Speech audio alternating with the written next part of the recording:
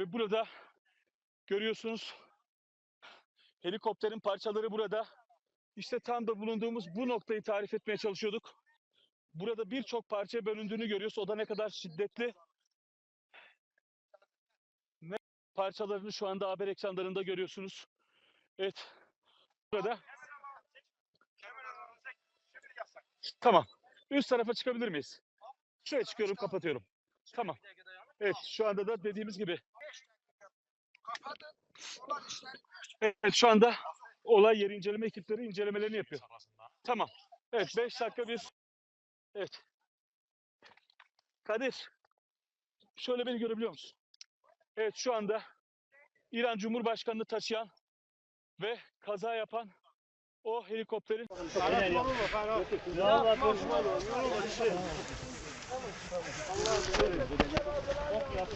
بنده الان دقیقا جایی هستم که بالگرد حامل آقای رئیس جمهور و همراهانشون در اینجا دچار سانحه شده. آذربایجان شرقی رو به صورت زنده و مستقیم از قاب شبکه خبر ملاحظه می‌کنید. آقای خسروپناه اشاره می‌کنید به روحیه مسئولیت پذیری و نگاه به موضوعات فرهنگی حضرت آیت الله دکتر رئیسی.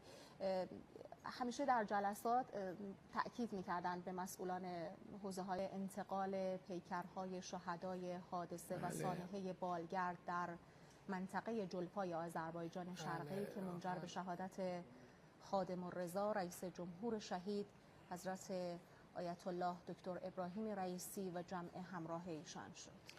بله. جمهوری اسلامی ایران تسلیت گفتند. امروز روز ناگواری در تاریخ پرفراز و نشیب ملت مسلمان ایران بود و ایران عزیز در سانحه‌ای تلخ به فقدان یکی از خادمان برجسته، مخلص و سخت کوش خود دچار شد.